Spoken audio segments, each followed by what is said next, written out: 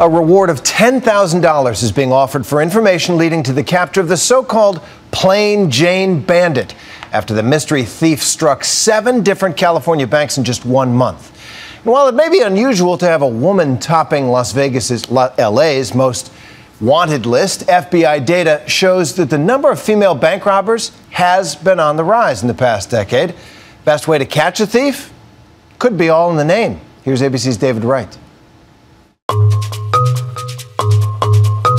They call her the Plain Jane Bandit, one of LA's most wanted, robbing more than half a dozen bank branches in the past 3 weeks, without even bothering to wear a disguise. Her basic MO is when she enters the bank, she'll approach the teller, and usually she'll provide a demand note, and she might even ask for a specific amount. And then after that, sometimes the teller comply and give her money, and sometimes they haven't.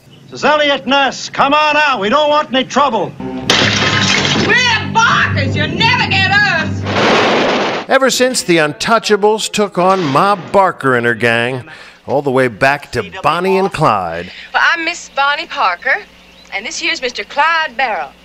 We rob banks.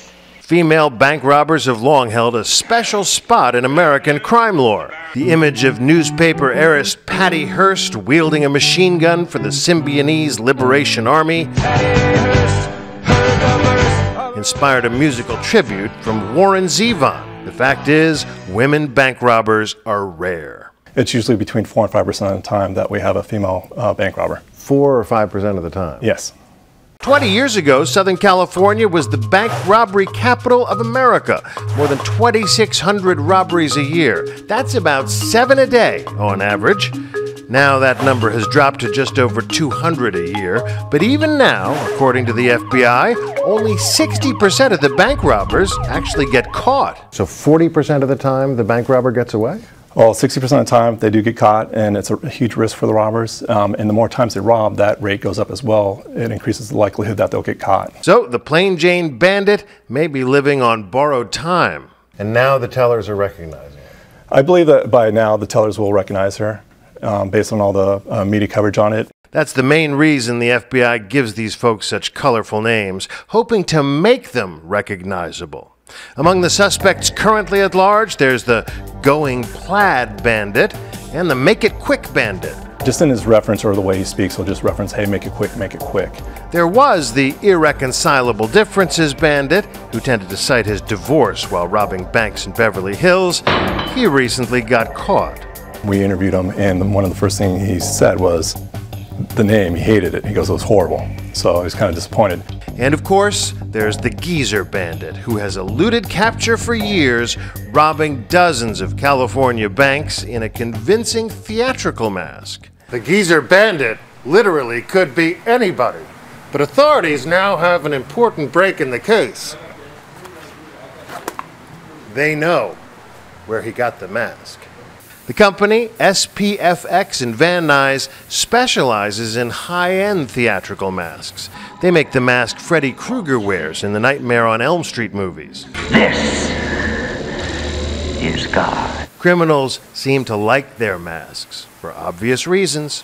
This is the wall of shame. People have used our mask for illegal purposes. A Dallas bank robber favored the handsome man mask, and a young Chinese defector recently used the elder mask to board a plane in Hong Kong and demand asylum in Canada.